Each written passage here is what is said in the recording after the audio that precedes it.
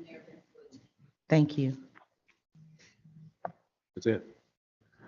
All right, thank you very much for those who are here with us today. And again, I want to welcome everyone back for this continuation of our initial LOS meeting, which took place on July 15th. And I want to thank you again for your attendance and participation. Now, today we will be hearing the remainder of the presentation from the city's consultant. I believe it's going to be presented by Mr. Brown. Is that correct? Or whoever for the consultant for the cities will have 30 minutes, and then our side will have under 30 minutes to finish our presentation. And at the conclusion of that, that simply means that each side will have had 60 minutes for their initial presentations, including an offer. Now, I hope that everyone will agree that negotiations can be tense and sometimes lively, but I would respectfully request that all of us, our side, your side, city side, that we be respectful of each other and conduct these negotiations here, spirit of compromise. We all serve the same constituents, same citizens, but we cannot negotiate through the media. The media should not be a part of this, and I would ask that we keep whatever we talk about among ourselves and not disparage each other in the media. So to that end, going forward, this one is open to all of us, but I would hope that going forward, in order for us to have productive negotiating sessions, that the future sessions would be limited to the two negotiating teams. And I think that's probably the only way for us to be productive and to arrive at what I hope will be a mutually beneficial resolution to these lost negotiations.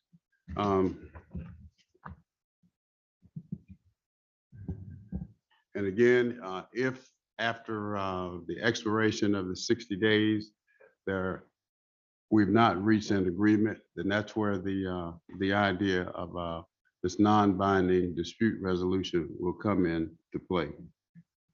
And after that, we all know that if there's no agreement by December 30th of this year, then lost will expire. And I guess at that point, maybe even before that point, we all should begin to think about life after lost in terms of how we would provide the services to our respective constituencies. So with that as opening, my opening remarks, who's the consultant today? Who's going to make it? Mr. Brown. So you have 30 minutes, and when you have 15 minutes left, I'll simply say 15 minutes. We have 10 minutes left, I'll say 10. You have 5, I'll say 5. And again, don't feel obligated to use the total 30 minutes. And then after he finishes, Mr. Manager, Madam County Attorney, and Mr. Eves, you will have up to 30 minutes. But again, don't feel obligated to use the 30 minutes. And then after that, we will ask any procedural questions, any clarification of any item, any statements that have been made by either of the consultants. And after that, we'll deal with next steps. So you guys are on the clock. Yes, sir. Mr. Chairman, good morning. My name is Andy Welch. Honorable Chairman Pitts, Honorable Commissioners of the Board of Commissioners of Fulton County, mayors and council members present from the cities of Fulton County, distinguished officers, managers, and attorneys, and directors from all of our respective local governments, and esteemed guests and members of the media, thank you for being here today. My name is Andy Welch, and I represent the cities of Fulton County, Sandy Springs, and the city of Atlanta.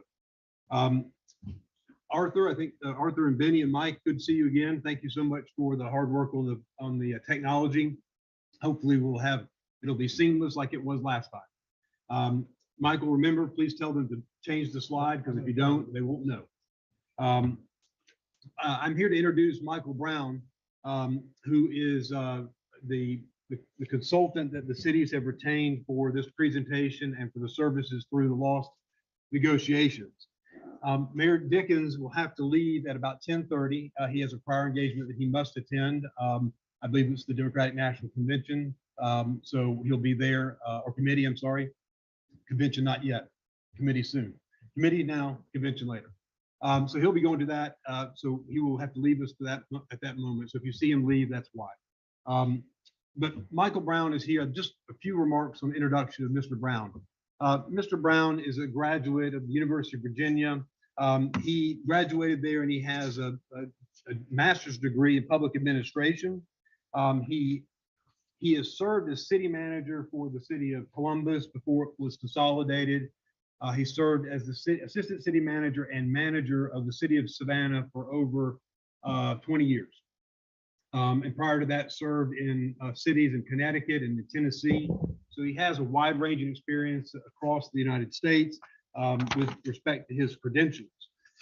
Most importantly, however, what I'd like to leave you with is this idea that he has been qualified as an expert in service delivery, local government, finance and administration by the courts of the state of Georgia, in particular in Union Point, that case that was a service delivery case that went up to the Supreme Court, reversing the trial court and sending it back down for further deliberations in favor of the cities.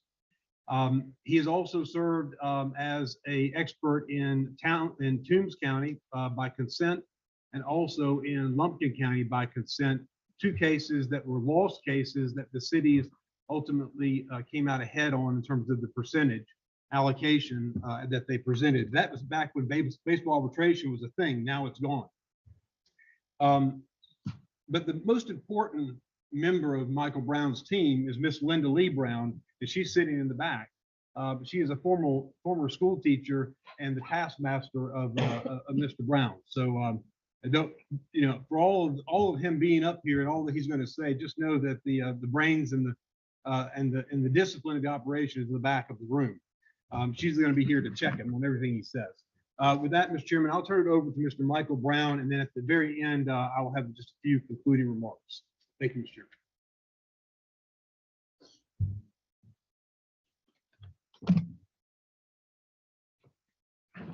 Good morning. Can you hear me? Yes.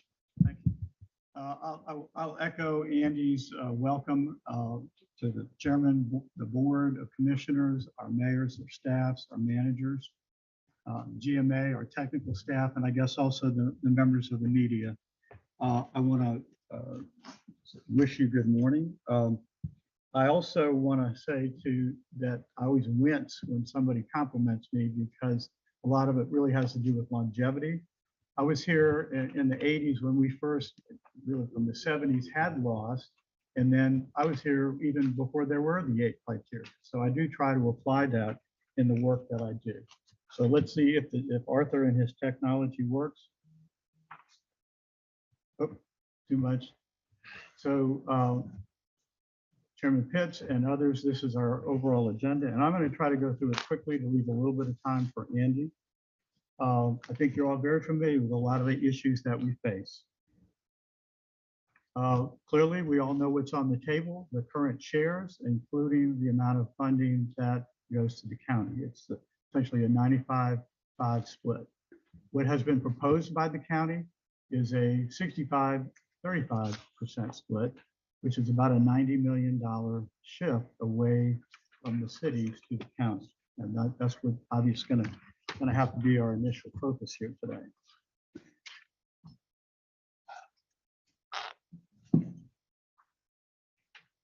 The county's central claim, as I see it, and this has been put into the report and has been stated verbally, that the General Assembly has illogically penalized Fulton County when lost funds were ripped from county revenues to fund municipal services taken on by the cities.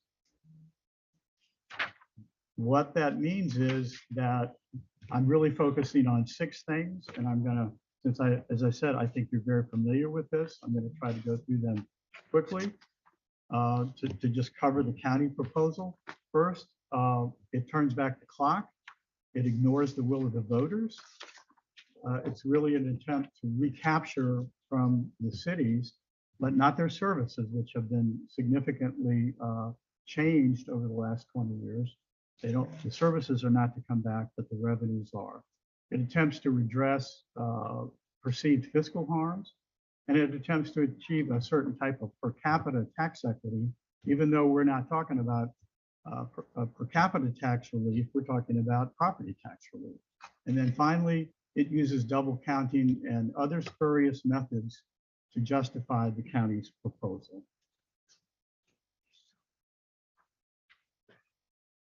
Okay, Arthur, help me out here.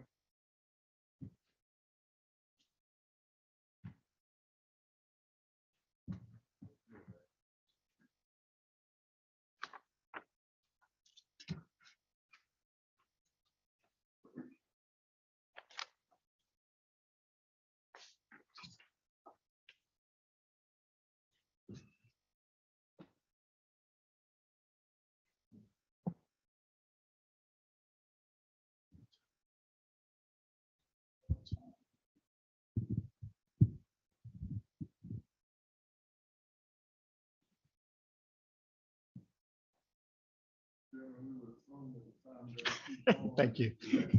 Yeah. So does everybody has a copy of his proposal, correct? No? There should be one in front of each of you. So you're able to just. Yes, sir. I'll do that if that's okay. You want to?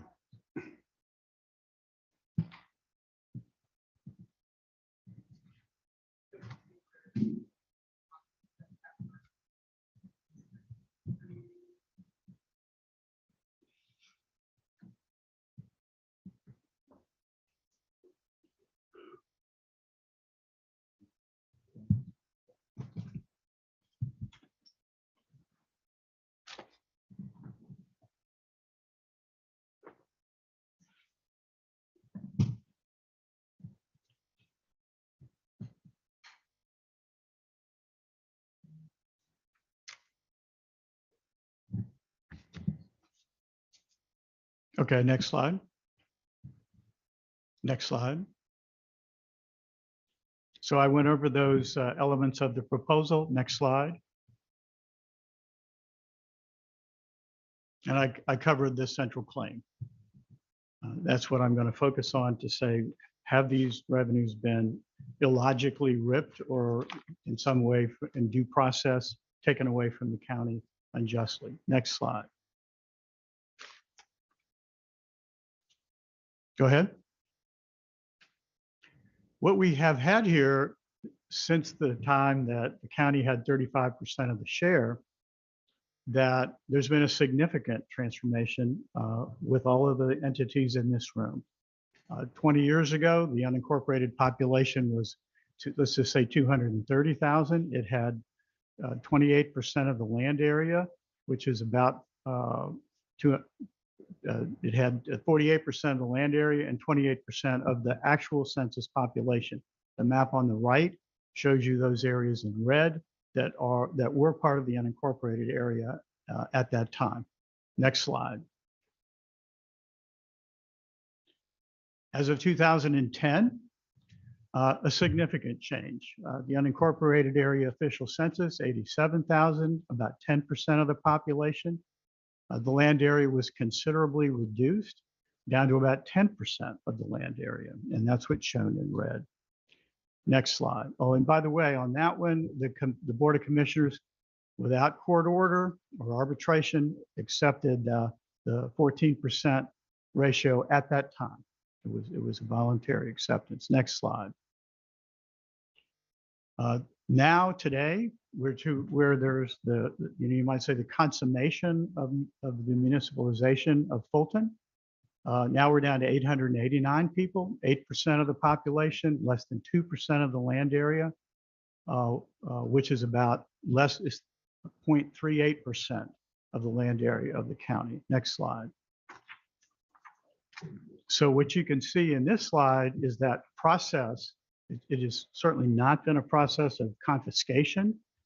It's been a process by which the voters in Fulton County, the General Assembly, the voters that approved the Constitution, all of these different processes were in place to allow cities to take on these supplementary powers to serve everyone. And it's almost complete. There may be some services, but it's been substantially modified. Next slide. So what is this? Whoa, is this Michael Brown trying to take you back to the future? No, that's Dr. Emmett Brown with his time travel DeLorean. He has a flux capacitor, which he's equipped to use to produce the type of science fiction data that's being used here in the county proposal. Which are false. If you don't find this amusing, I don't find it amusing either. There's no basis to go back 20 years after this transformation has taken place. Much of the data in the county proposal is fictional or distorted. And I say that satire is therefore a legitimate tool in this presentation. Since 20 years ago, and I was here, the counties have sought to use this double counting, all this fictional data to fortify and falsify, I would say, their position. And as Andy mentioned, we had cases to the very end, and one of the judges in those cases facing the same facts we face today, a Superior Court judge said, I find the county's claims to be preposterous. About 15 minutes. Okay, thank you, sir. So I'm saying to you, let's go through the claims. Next slide. And to say, well, what is it that's really on the table here? It's not amusing in any way. This is a very serious situation that all of the cities, even at the 30% rate, everybody here, I think, is in that game. They're going to face a property tax increase. What is the increase? Next slide. It's too busy to be seen necessarily, but this takes each of the municipalities and it shows their present tax levies, their present loss shares, and so forth. And it shows you the increase in millage that they will have to incur in order to adapt to even a 35% share. And you'll notice that some of them are in bold, 4 cities, and they are at or near charter millage cap. So that could really be, and you'll see that's all the way from 1 mill all the way up to almost 4 mills. Okay, so next slide. So one of the main claims here is that, well, the county has been very much harmed by this revenue being stripped from the county.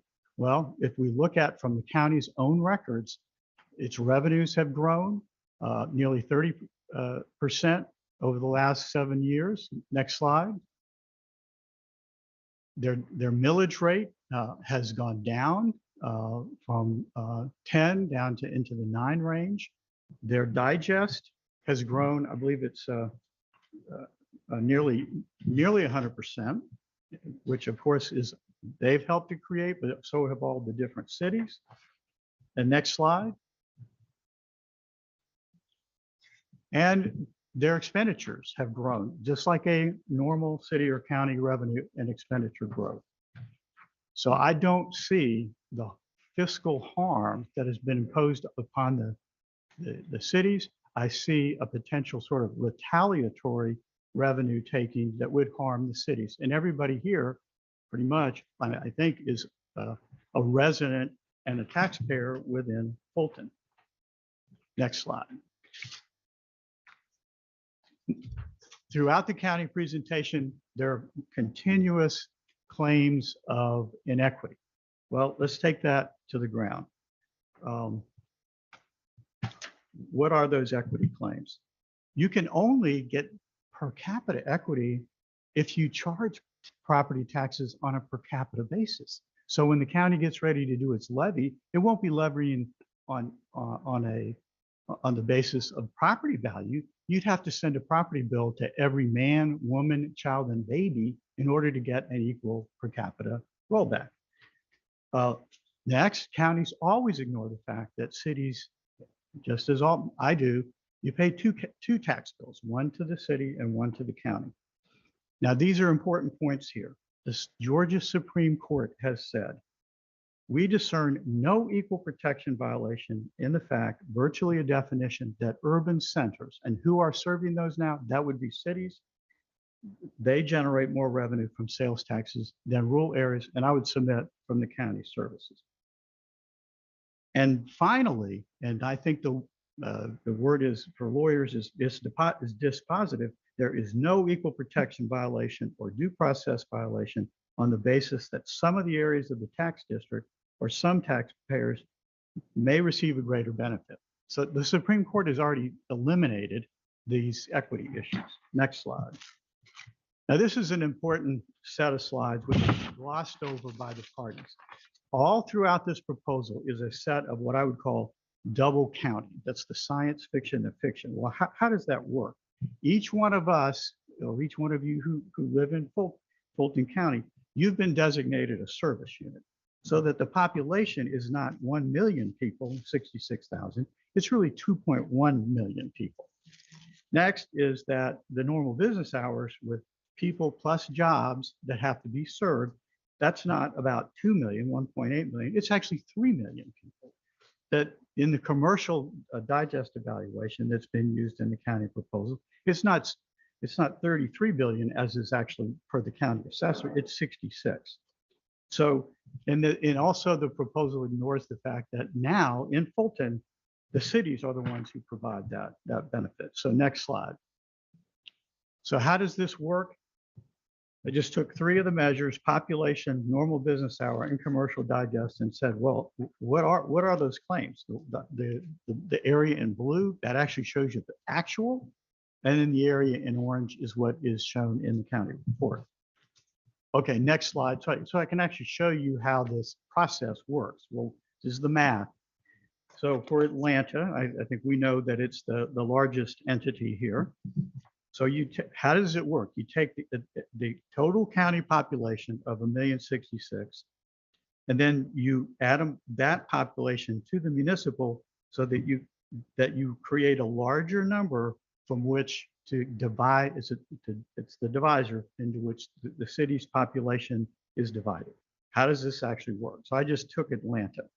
So you say the 458,000 is divided into the 1 million, that's 43%.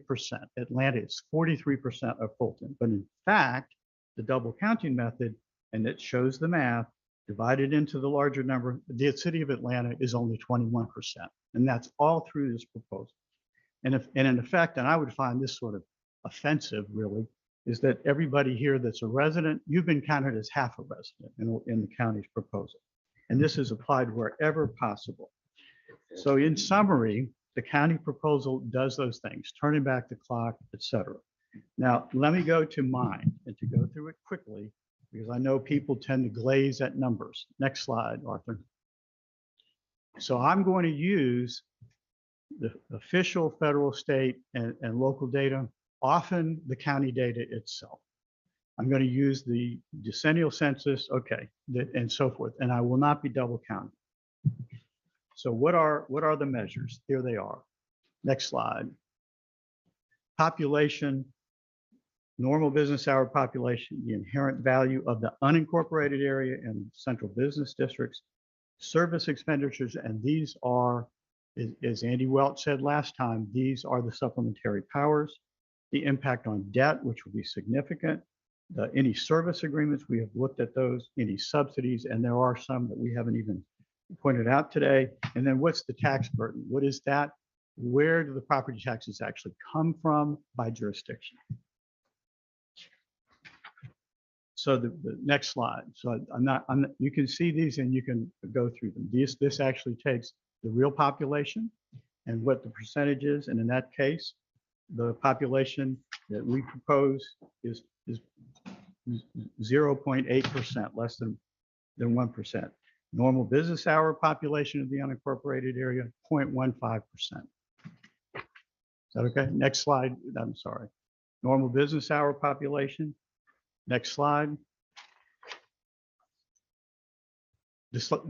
You have to measure the unincorporated area here because it says it in the statute. So I've taken the gross digest that everybody has to serve, the tax exempt digest, and totaled that up. In the unincorporated area, it's 1.94. 10 minutes. Okay. Then, as we talked about, next slide, we talked about the supplementary power services. Those are listed directly from the Constitution, and I've calculated or taken that from each jurisdiction's, the county's report signed by the chairman, each of the mayors signed theirs. And on that measure, the county is 10% of the supplementary powers, including its water and sewer and other services like that. Next slide. This is an important one because now that these cities have taken on these duties willingly and by the voters' will, debt has to be considered. And I'm pointing out that they go talk to a bond lawyer, go talk to people on Wall Street. They will look at these revenue losses and they will affect the ability to raise funds. That the rating agencies would look at downgrades and the cost of borrowing would be greater. And this infrastructure that is needed for all of those services, the ability to provide that infrastructure through long and short-term bonds, that would be impaired. Next slide.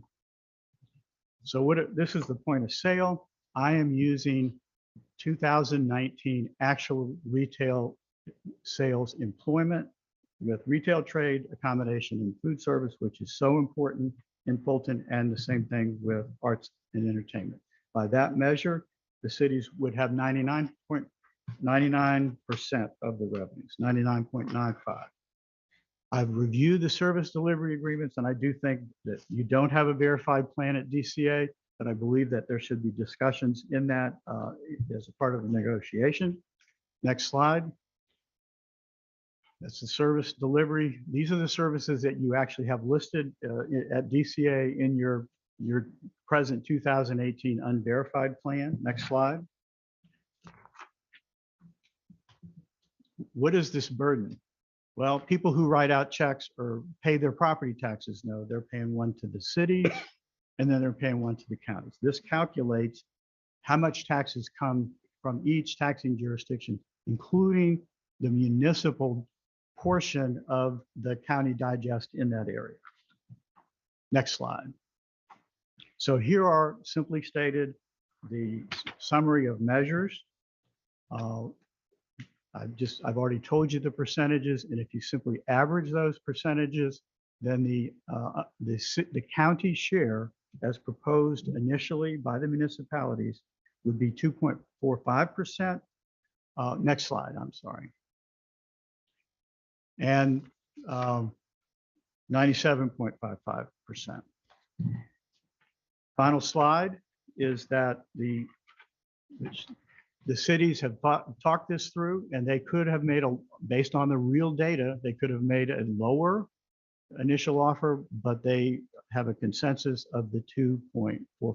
So, Mr. Chairman, I thank you, and I'll turn over my remaining time to Mr. Welch.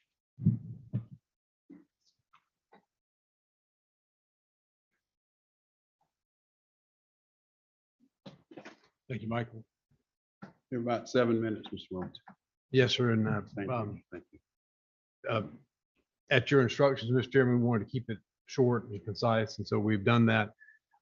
So Michael's already hit the last two slides. If we were doing just service units, and that was the measure we were using, which is population, then we would be at a population number of 0.08%.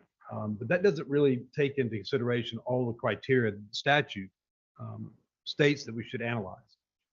So Mr. Brown has done that analysis, and that would be the 2.45%, which would be a small reduction from the current rate, which the county's at, which is 4.98%. So with that, Mr. Chairman, excuse me, we'll conclude the presentation. Thank you very much for everybody's attention. And I think Mr. Eves will come up and present a rebuttal. Thank you. Appreciate your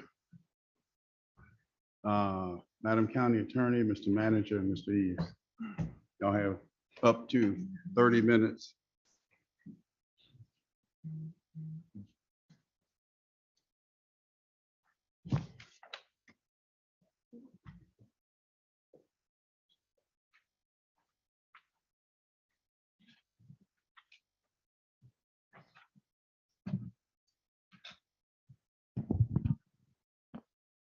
Good morning. My name is Sue Joe, and I'm the Fulton County Attorney. To begin our presentation, I will briefly address the legal framework of the loss discussion so that we can begin our substantive negotiation at the next meeting from the appropriate starting point. First and foremost, the county's share of the loss is not limited to unincorporated areas, nor to the 14 enumerated services in the supplementary powers provision of the Georgia Constitution.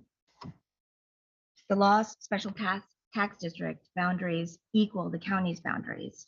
So the special district is coterminous with the county boundaries. And the county services are not limited to supplementary powers, but also include other existing powers granted through other authorities.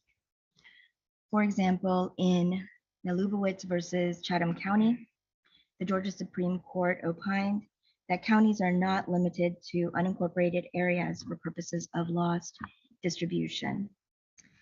The court further opined that it's unconstitutional to limit rollback of loss to unincorporated areas, and that rollback must be done countywide. Finally, the court noted that it is proper to roll back a county's general maintenance and operations tax countywide rather than unincorporated areas only. Moreover, there are two Attorney General opinion letters in support of the same proposition, stating that lost for county purposes encompasses the entire population of the county and services throughout the county.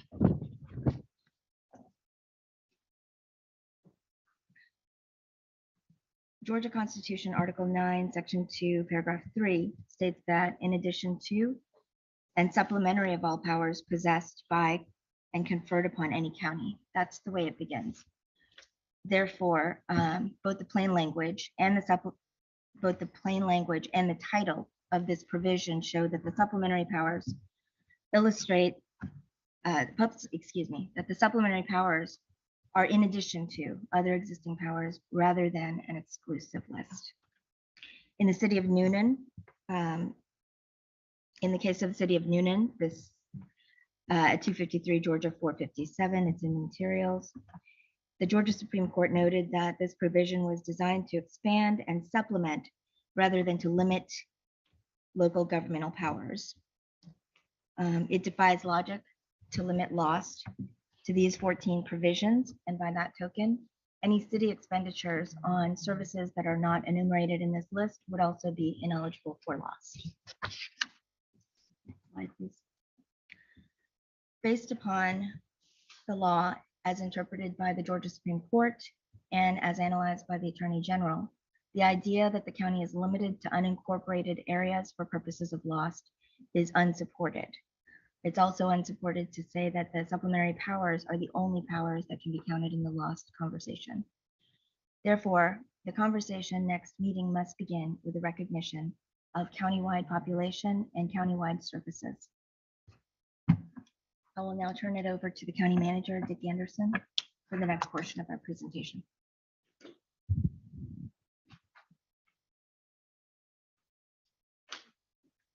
Good morning. I'm Dick Anderson, the county manager, and have been so for the last 7 years. These are funds, I think, when you take a look at this, that are not looking for an opportunity. They are very significant problems requiring funds. We have a disciplined strategic financial planning process linked to multi-year financials. So what I'm going to share with you are numbers that are incremental to that long-term revenue cost in view over the next 10 years. I think you'll agree that these are costs that are unavoidable, costs that will either be funded by the property taxpayer alone or shared across residents, visitors, and employees that enter our cities and county. And again, I'm not sure what Michael Brown knows about business planning or financial management, but I know quite a bit. And I don't need any references to Back to the Future as a movie. So I want to share with you a reality check, not again, some kind of trickery, as he called it. The cities, like the county, are facing increased costs, as we all know. The ones that I want to share with you are in three principal areas: public safety and court operations, public health, and then behavioral and human services. The costs that you see on this chart are over a 10-year period. So they range from 450 to 500 million in public safety, 400 to 500 in public health, and then 2 to 300 in behavioral and human services. And as you know, working with you, the cities have had the benefit, this excludes Atlanta, which had their own T-SPLOST funding, but over a 10-year view, which started 5 years ago, will benefit from $1 billion in incremental funding from the transportation SPLOST. What we're suggesting fundamentally is that the county needs support from sales tax mechanisms in the same way for future needs. So let me just go into a little bit of detail. Next chart, page 7. Public safety specifically, we all know and experience the impacts in this area driven both by COVID and its aftermath, as well as very significant rise in violent crime. So if we look at those cost drivers, what we would see and what we can model is just fundamentally the housing cost of 3,400 inmates, which is a high water mark, well above the 2,700 to 2,800 that would be normal. That includes the necessity for finding other spaces for these inmates, which come with a very significant cost when done on a daily basis. There's increased court activity, which you, of course, have been briefed on in the last mayor's meeting. It benefits today from a $25 million increase per year from ORCA, our ORCA project, which comes from ARPA, which of course will go away, but not necessarily the demand. Also, as we look forward, either new or significantly renovated jail facilities will be in order. The early estimates are 500 million for new, undetermined what a renovation cost would be. And then obviously the wraparound services to try to help folks that end up in our justice system. Next page. Then turning to public health, again, as we all know from working together, having access to both CARES and ARPA funds, we did significant work. However, those funds will soon go away. But in that period of time where we had significant additional funds, we did, as you know, 2.5 million in tests, over 500,000 vaccines. Most importantly, I think as a penultimate measure, if you look at the per capita death rate, we had 1,600 fewer deaths in Fulton County than the state of Georgia's death rate, again, on a per capita basis. So there's no doubt that investments in public health garner benefit for citizens. As we look forward, we also know that those demands are not going to lessen, and in fact, the financials are going to require being addressed. Most specifically, the operation and support of Grady as the safety net hospital, as well as trauma center.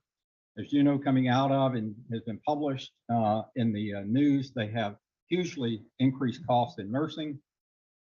A loss this year that was estimated to be 50 to 60 million, which the county has helped offset. But then again, that goes forward. As well, we can look at indigent care demand. Absent a Medicaid expansion in the state of Georgia, there probably is not an end in sight for increased indigent care costs. As well as, again, as I think about what we learned coming out of COVID, all of the issues that we put in place, mobile delivery, mass vaccination sites. We have on our doorstep today monkeypox, which, by the way, 90% of the cases in Georgia are in our county. And then lastly, the loss of a significant hospital in South County with Wellstar's withdrawal. So all of those issues combined more than come up to 400 to 500 million on a forward-looking basis. Next chart. And then lastly, in terms of behavioral and human services, I know an area that all of you have expressed keen interest in. We know that there's increasing demand in that area. It intersects with justice process most significantly. One of the keys that we have been in pursuit of, and I've been personally on a quest for, is the creation of a behavioral health crisis center in Fulton County for both youth and adults. We're the largest county in the state of Georgia that does not have one. I did meet with the commissioner from DBHDD as late as yesterday afternoon, but it's a long and significantly costly process to create one of these. We probably need 3, by the way, based on state's estimate. Increased demand from our seniors, just specifically in transportation. You can imagine fuel alone, that drives an enormous increase in cost. And then lastly, being responsive both to citizens as well as to your own request, we have plans to build two health and human services centers with senior centers as the anchor tenants. One building, of course, that we've already acquired at 4700 North Point in Alpharetta, and then the other that we would build across from the South Fulton Annex in the city of South Fulton off Stonewall Fell. Last, if you'll go to the next chart, again, these are all forward-looking costs, not backward-looking. So kind of disabusing you the idea of we're looking backward, back to the future. This is all about the future. And these costs are real, easily documented, and again, against our long-term financial view, incremental. If you just thought about what we are spending and providing citizens, this is a good summary. And again, kind of demonstrates this has nothing to do with FID north of 20, which is kind of a silly example of what this should be focused on. These are the services which range from hundreds of thousands, of interactions to millions, whether it be libraries, public health, the courts, the jail, community service, senior centers, behavioral health, and then down to tax and tag interactions. So that's basically our business case. And I'm going to ask Doug to come up now and finish out with both our offer and then next steps. Thank you. You're about 13 minutes, Mr. East. Actually 15. So.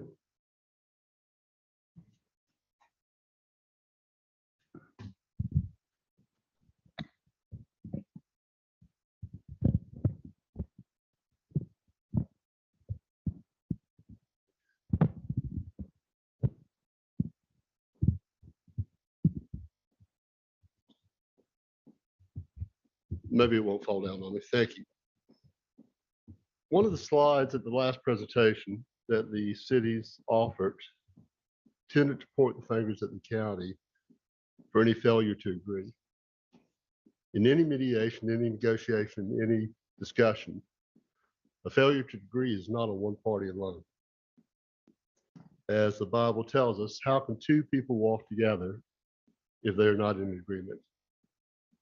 The county and the cities are all on a path to improve the lot and the development of all of the citizens of Fulton County.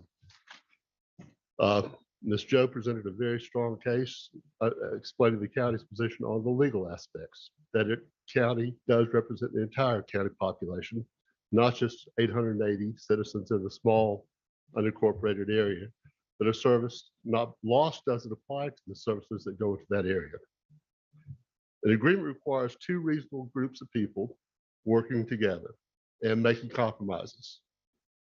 The county and our citizens are counting on a rational discussion with fair results that provides the needed path forward for the development and growth, health, and public safety and welfare of all of our citizens, whether they live in the city, and as for being in the city, they're also part of the county as well. Now, the county is willing to work with our partners. We need to work together in a respectful and positive manner. No ad hominem attacks, no twisting of data, but just a straight understanding of our financial implications, our financial results, and what we need to do together to achieve a lasting result. The county's position remains 65 to the municipal pool, 35 to the county. Next slide. Next steps.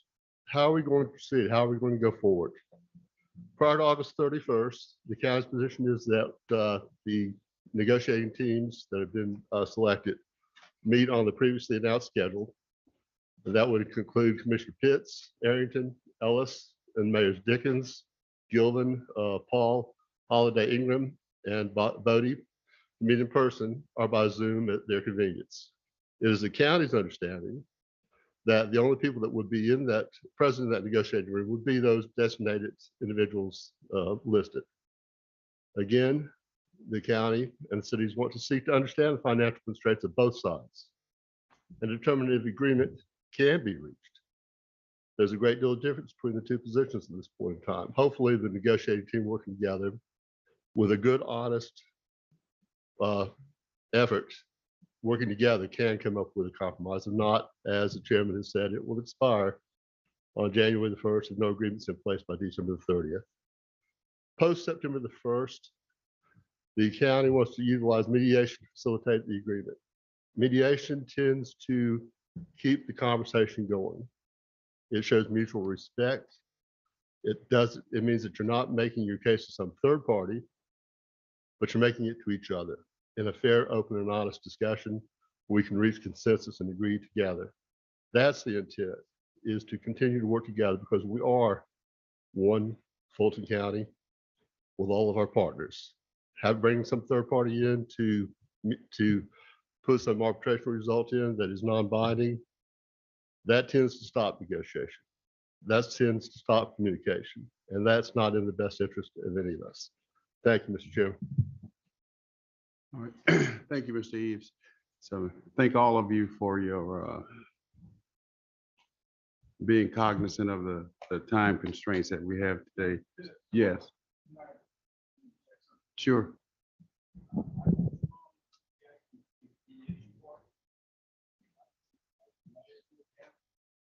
Difference is, you believe this ought to be open up review process, mediation closes that off.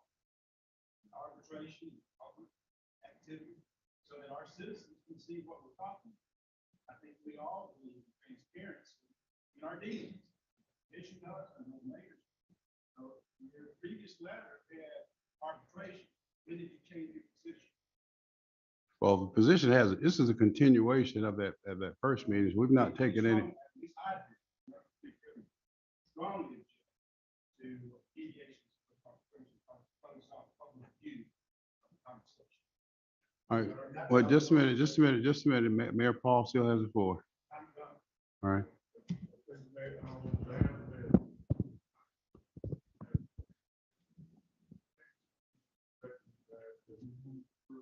The process in September, that we would then move toward arbitration. We fully support that. I know he's on negotiations along with Mayor Paul. That would be our. And the city of Johns Creek would agree with the mayor of Sandy Springs and the city of Atlanta.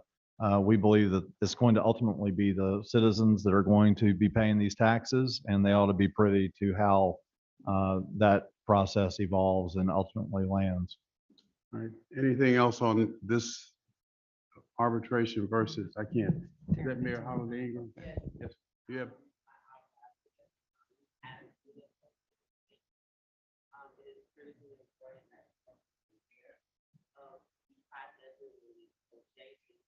And what we are successful, because ultimately, it could potentially end up in property taxes to our city, which we're not able to agree being one of the 14 that would have to have a charter amendment to even accommodate the city and the county request 35.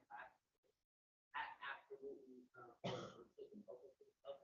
so that our residents are aware of what we are advocating for, what the positions are, that here on the numbers.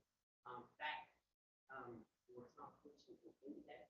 And I think factually is very people both of the type of side and both states, that is absolutely correct that this is a public process that is open to the public, that is not interference, that we're trying to have these closed room negotiations and conversations that come out with it supposed to be a substantial contract.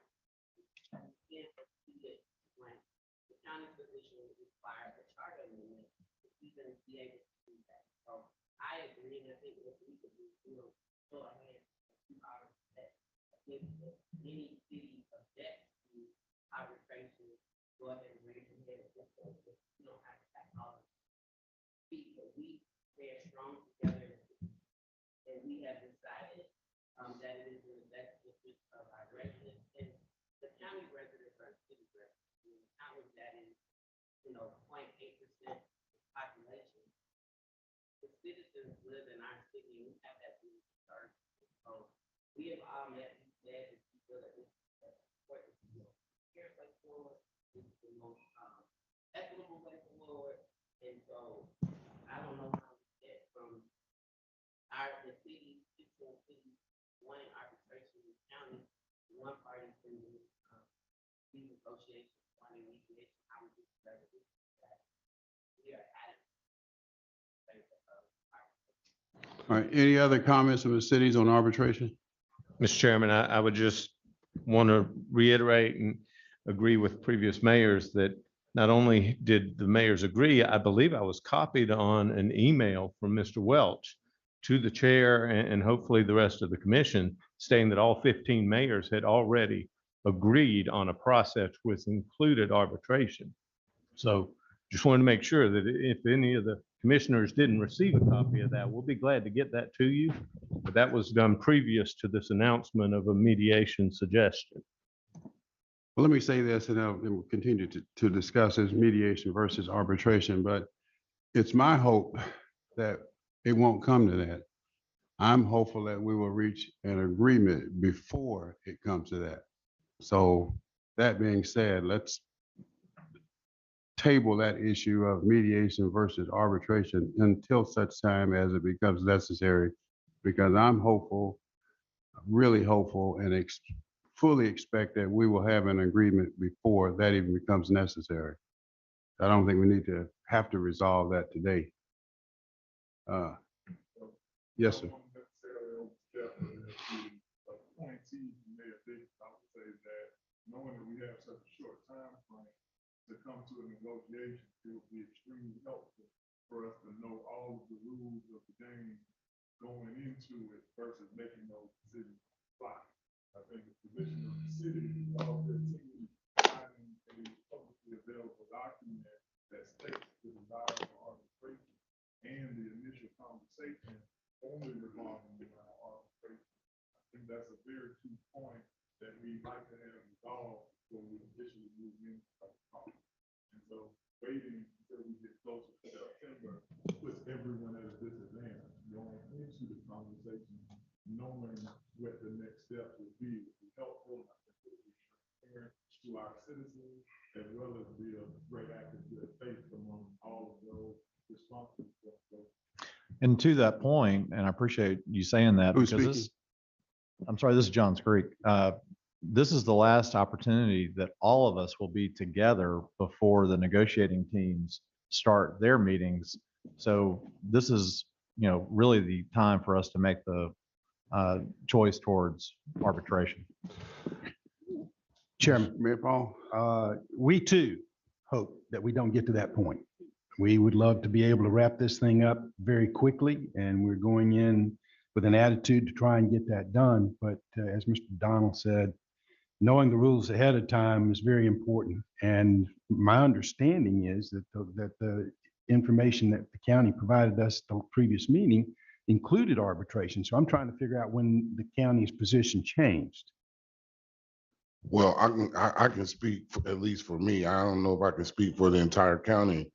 I spoke at this last meeting, at the end of the meeting, and I made a very important point.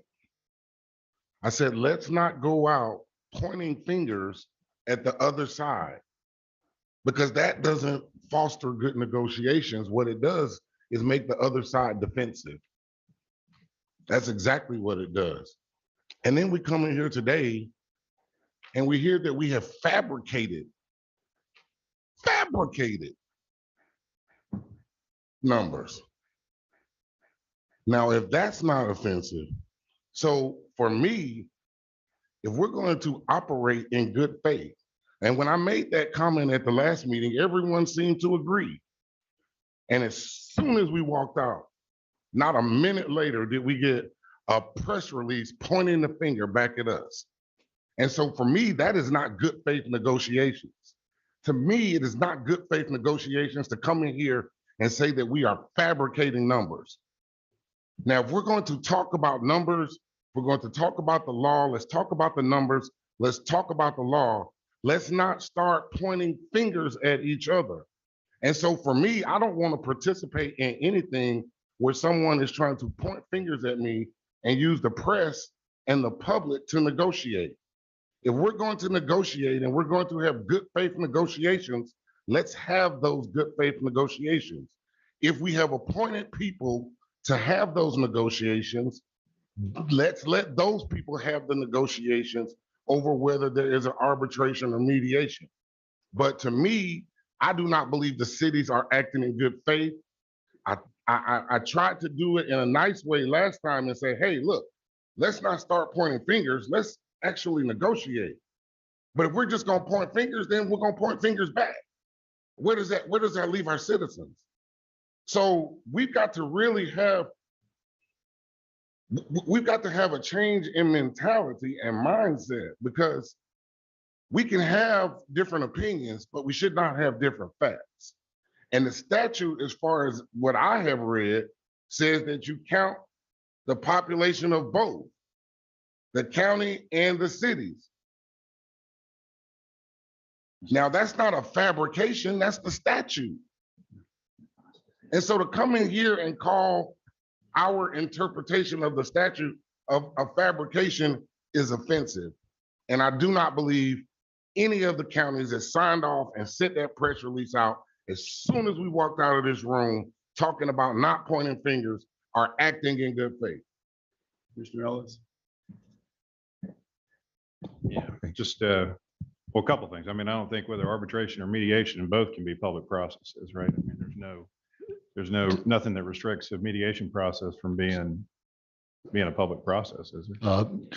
Typically, mediation is done with a neutral, and it's done in private typically, so it can foster open and honest communication and share results.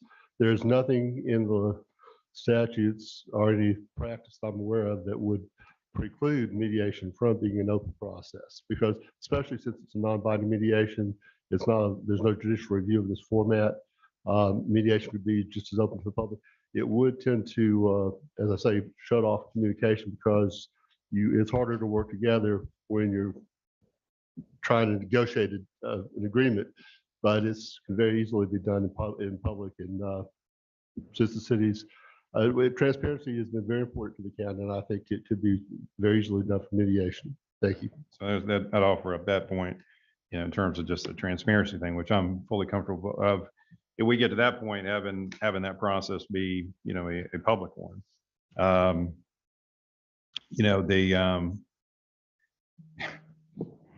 One sort of frustrating thing about this is we could have been, kind of starting the negotiation process today. We wasted sort of 2 weeks because we're waiting for the completion of, the city's position back to us. So, we've lost time on that.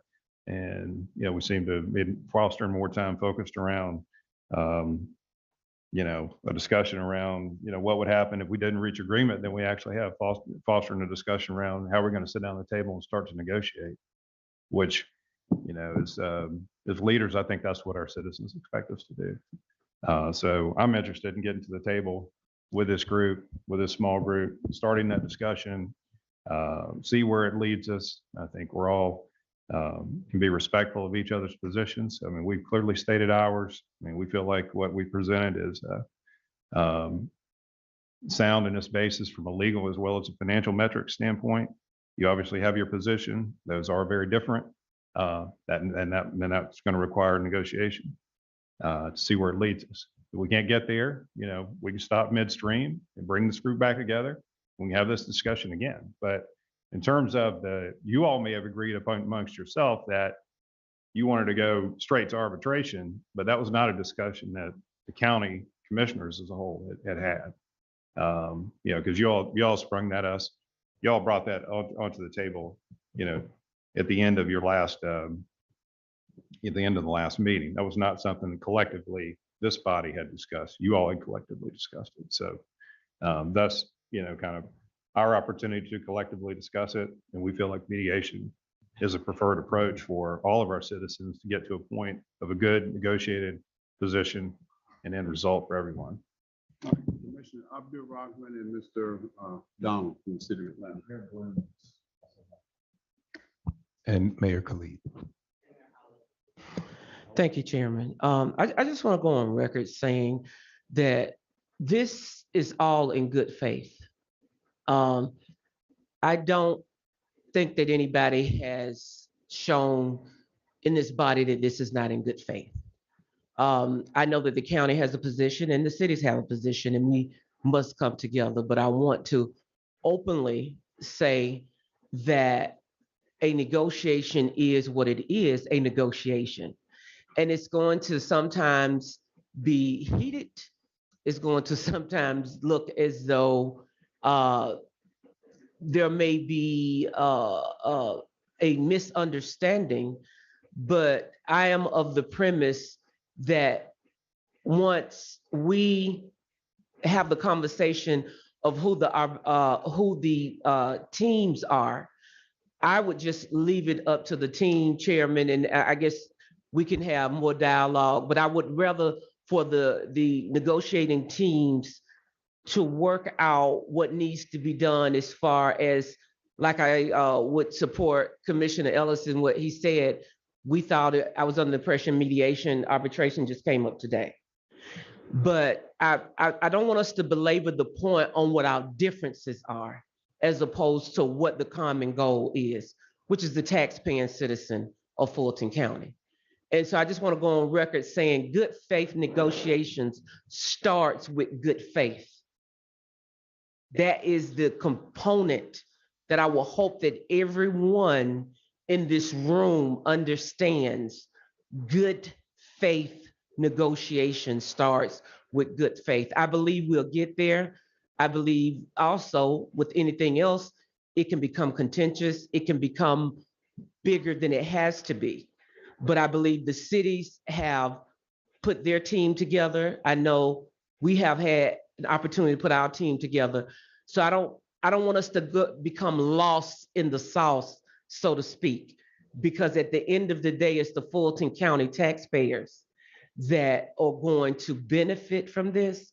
And I would just ask that all of my colleagues on the county and the city side remember good faith negotiations benefit both sides. Thank you. The lineup that I have, Mr. Donald, Mayor Motley Groom, and Mayor Kamau. Did I miss anyone? Mayor Holiday Ingram. All right, Mr. Donald.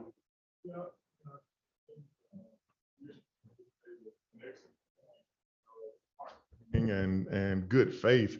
I think one opportunity for good faith, I think the county wants mediation, I think the cities want arbitration. There's actually nothing that would prevent us from doing both. Theoretically, in September, we could go into mediation, and if mediation fails in September, in October, we could begin arbitration. That provides an opportunity for us to be transparent, attempt to mediate it, and also be able to operate within the public sphere if we can't come to a resolution. And so if the cities would be interested in that, you know, I would be curious to see if the county would be interested in that option. It would allow us to both get what we want. It would be good faith, as the commissioner just mentioned, and allow us to resolve this and enter into negotiations with that good faith. All right, Mayor Motley Broom. I would agree with Mr. Donald on that. I think that there's an opportunity for us to be able to potentially do both. As a practicing mediator, mediations are confidential. What happens there stays there. So the expectation that those would be open to the public is an expectation that is generally not met in mediations. And so as a practicing arbitrator, it is a different set of facts and rules that support that process. So I think that there is an opportunity for both. I would hope that, as Commissioner Abdul Rahman said, that we approach this in good faith. We approach it with a tone and a spirit of collaboration, and that we're not yelling at each other, because it's not necessary. We need to maintain a certain level of respect and keep in mind that we are working for the citizens of Fulton County who reside in our 15 cities. Mayor Kamau. Yes, thank you so much, Mr. Chair. I also like Mr. Donald's idea, although without discussing it with my counsel, I wouldn't be able to sign on to that. But I really did believe that this was settled. We had all of the staff here 2 weeks ago. I assumed that there might have been someone taking minutes, but one of the advantages, I think, of arbitration and of a public process is that you do have people recording. So where our memories may be cloudy about what was discussed and agreed upon regarding arbitration, we could simply roll back the tape from 2 weeks ago. I think that it would be clear that there was a discussion about arbitration and that we all seem to agree that that was something that we agreed on. But again, we can roll back the tape. And I think that that is just one of the advantages of having that public process, is that there are multiple people recording the decisions that are being made, and that we can always refer back to them. Thank you. Mayor Holiday Ingram. Thank you, Mr. Chair. And so, this thing is absolutely hard. I at our last meeting, kind of suggest that if we don't do 35%, the way that we fight, we're share that money to ensure that we act service, meeting the needs of bridge the gap. That was extremely specific. That was the overarching on earth. And so I think as we move forward, we need to have some norms that we both can agree to as we move forward, because right now that put us in a position. We made our offer that is absolutely based upon the law and the facts and reality and understanding. I think when we talk about the state and getting that today, that 15 cities indicated that we agreed to arbitration, and it wasn't a surprise. We talked about it the last meeting. There was conversation that we could see around it. So much so that we drafted a letter, all signed off 15 days on that letter. And then today the county says, well, we want mediation. So, I think that's setting a tone as we move to negotiation. That although there's 15 cities, and basically that makes up 90, but it's on math, 99.2% of the population, that if the city, if the county does not agree, does not want something, then we are in a position to have to deal with that. And so we do know that the county has to sign off and is a critical party. I appreciate Mr. Donald Odie for making a recommendation that I think shows good faith on the city side, because we're not saying, okay, well, we want arbitration, you want mediation, and let's figure it out later, because time is of the essence. And if we're gonna go to arbitration, the panel has to be selected, their timelines, there are things that we have to do. But that's good faith on the city side saying, okay, well, let's do both. Mediation will be confidential and closed. I don't know, as a practicing attorney, any mediation I've gone to that's open to the public. And that's not the purpose of it. That's why mediation is confidential, closed, and arbitration is open to the public. So again, thank you, Mr. Odie, for making what I believe is a good faith gesture on behalf of the cities. And I would hope as we move forward, it's not this tenor of we're the county, and regardless of what the 15 cities compromise and go through, and negotiation, yes, there's a give and take, and we're gonna go through that process, and we wanna reach a resolution that is fair and equitable and causes, to the county's theme, the least amount of harm and no harm. So there's no place for hate, there's no place for harm or hurt for our people and our citizens and our community. So I'm hopeful as we move forward, we'll go in that way. But the way that this has been happening thus far doesn't create that climate. We received the county's presentation at the first meeting when we got here. And I was virtual, so I didn't even get it until after, right? So like, if we want to start talking about those things, there's enough of that to go around, but at what point does it stop? And at what point do we agree that we're going to move forward in good faith, and that we understand that there's 15 cities in the county in this negotiation, and that when we go through this, we're going to take all of that into consideration and not do a lot of this posturing and political stuff that ends up potentially hurting our people. So there's no place for hate, there's no place for hurt. Same little symbol. Let's move forward and not hurt our residents. Let's move forward and show for, once, that we can actually collectively come together and do what's right by the people within our city, and make sure that we're continuing to provide high quality services, that we continue to make sure that we're not putting all of these burdens on them through property taxes. I mean, there's a lot of things to consider. So again, thank you for the good faith effort being shown by cities to be able to say, let's see if we could do both. But mediation will be confidential and closed. Mayor Bodie? Thank you, Mr. Chairman. Just a friendly reminder to everybody in the room, local option sales tax, how it came about. What is the whole purpose of it? It's to give our property owners throughout Fulton County, in the cities and the county, relief from paying taxes on their property, from it going sky high. And of course, in a county such as Fulton, and the expenses we all have, as does the county, we've lost sight of that purely by the numbers we've looked at from the county and from the cities and stuff like that. This clearly is not how this thing started off. And this is my third one. And I'll totally disagree with my good friend Dick Anderson when he said, you know, this Back to the Future thing was some fictional thing that Mr. Brown had brought up. Hey, I'm sitting here and I think I've gone back in time. Actually, 2 negotiations prior to that. But it was a different world back then. The county was different back then.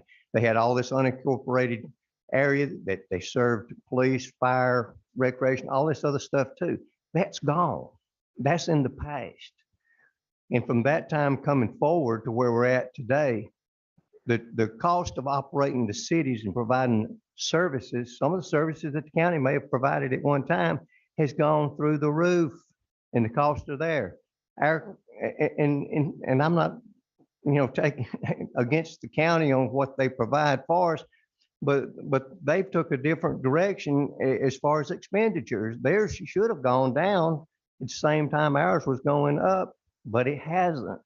And of course, you know, we sit here patiently listening to justification on how they're spending our tax dollars that we pay to Fulton County. And, you know, this has to, you know, there has to be an agreement on this. We can't let this thing sunset and go away, because just looking at the increase, although one of the smaller cities in Fulton County, we've got the largest tax increase, 4.47, that would affect our citizens. And we're at 8 something now. You're talking about a 50% increase to the local homeowner in our city. And it just can't happen that way. But like I say, this was totally designed, the law was designed to give our property tax payers a relief. And what we're doing today, the numbers that showed out there, it's not a relief. It's nothing but an outrageous increase. Thank you. Mr. Chairman, is there someone else queued up to go? No. Mr. Chairman, John, I'm sorry. Go ahead, please. Mayor Avery? I'll just say this from this perspective. I think, and again, thank you, Odie, from the city of Atlanta. We're already in a better place than we were 10 years ago as one of the mayors that sat through that negotiation. It literally came down to the wire in December.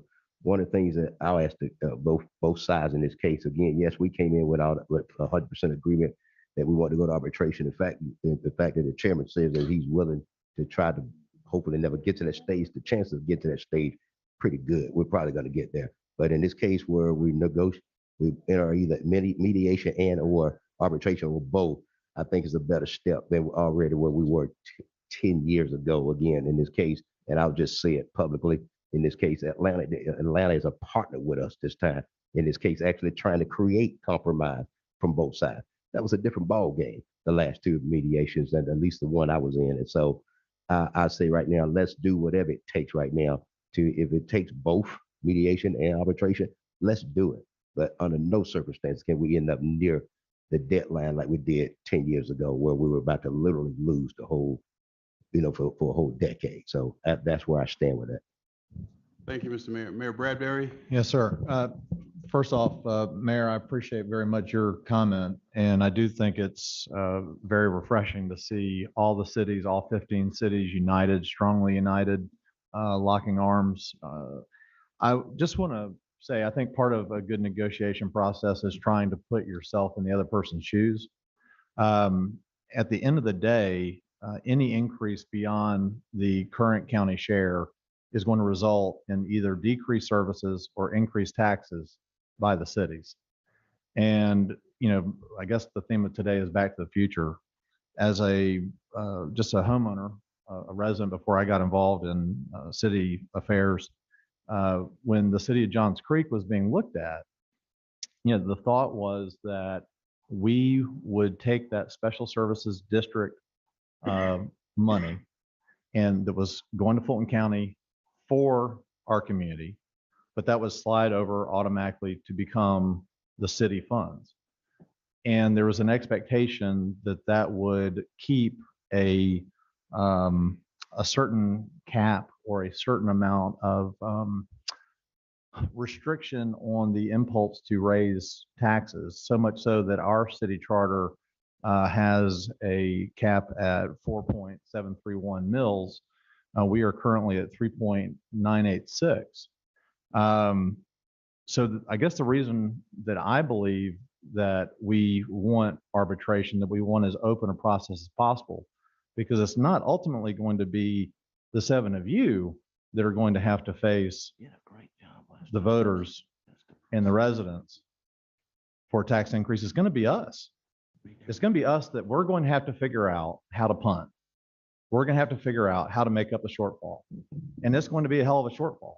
And I don't know how we do it, considering the fact that we can't even raise the millage rate enough to make up the gap for the 35% that's been suggested. We do have to have the charter change, and I guess the state legislature would have to be involved in that. So just trying to help you see this through our eyes.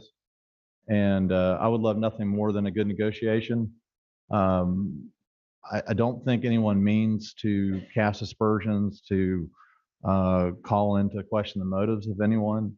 I know that, the very first thing that was the presentation 2 weeks ago was that the cities had ripped revenues away from the county. And again, going back to that special services district allocation, that was really never the county's money to begin with. I mean, granted, it was going to the county, but it was supposed to be used on our community's behalf. So I think that, we've got some work to do to have some better understanding of where we're all coming from. Thank you. Mr. Chairman, Mayor Paul. You want to go? All right. Mayor Paul and Commissioner Houseman. All right. Being good politicians, we can burn a tremendous amount of oxygen. And we've done that. But the question on the table is Mr. Donald's recommendation that we do mediation followed by arbitration. Is that acceptable to the county? Let me hear from, I have a thought on that, and I'll make it known to Commissioner Houseman. Thank you. That wasn't what I was prepared to say, but and I don't know that we've actually discussed it as a body, so I can't, speak for the commission. I can give you my opinion, but I'm not going to speak for the entire commission until we have the opportunity to discuss that. Before you speak, let me just say that what I was going to recommend, we hear that, it makes some sense to me. Me as We have well. a meeting on Wednesday, and we can take this up there, and then at our first negotiating session between the negotiating teams, that can be the first item on the agenda. Go ahead, once you have the floor. Thank you, Mr. Chairman. I just listened to all these comments, all the people that have rehashed the things that have been negative in our history together versus the things that have been positive in our history together. And there have been some positive developments in our relationship. Yes, we had some dust up in the beginning of the pandemic with the CARES money and how that would be distributed. We've come a long way since then. We've successfully worked together over the last decade to create the T-SPLOS program, which has benefited all the cities. I don't know if any of you are right now spending a lot of your general fund money on transportation initiatives as you were 10 years ago. So I think we should all recognize some of the good things that we've worked on. And we also need to recognize that our citizens are watching us. Every one of these commissioners up here represents cities. I think there are 4 in my district. I don't know how many are in everybody else's district, but we are in this together. And I would hope that we would step back, look at this through the eyes of the citizens that are watching us as we work through these negotiations. This is not going to be easy. But to say that somebody's services have more value than somebody else's services is disingenuous. The needs of Fulton County as a whole have been outlined, what we're facing. It's very expensive. I would think that each one of your cities puts public safety at the top of the list of what your community wants you to provide. And when y'all provide that public safety, when there's an incident, you bring them to Fulton County. And, we're overwhelmed right now. And that's been well documented. We are overwhelmed right now with the needs to address the public safety problems that you bring to us. So I would hope, and I'm not a part of the negotiation team. I think we've got good teams on both sides. I think we need to let them do their work, but not lose sight of the fact that we do represent the same people. And whether you're paying city taxes or county taxes, it's the same person paying those taxes. And they're looking to us to figure this out. Anything else? Anyone else? Just make one other comment, just to amplify one of the things Vice Chair Hausman had noted, and to also sort of give some recognition to something Mayor Bradbury said about putting, in other folks' shoes. We've been on the other side of this where we've had to absorb the reduction. We've had to make those tough decisions about where we were going to cut costs or where we couldn't spend. We didn't really have an option, and when we dropped from 14 to 4.9, we didn't have an option. We had to absorb it, right? And so we had to answer to taxpayers, or we had to cut services in certain areas or trim. So, we recognize that. We've been there. We've had to do that, right? So there is sort of a recognition and understanding of what adjustments mean on the other side, because we've lived through it. All right, anything else? Any other closing comments? And what I said, we will take this suggestion up at our meeting on Wednesday, and I would put this as the first item on our agenda for the negotiating teams, which will be August 5th, right? Yeah, next Friday. Any objections? All right, anything else to come before us today? Any other matters today? But thank you for your attendance and participation. We are adjourned. Thank you.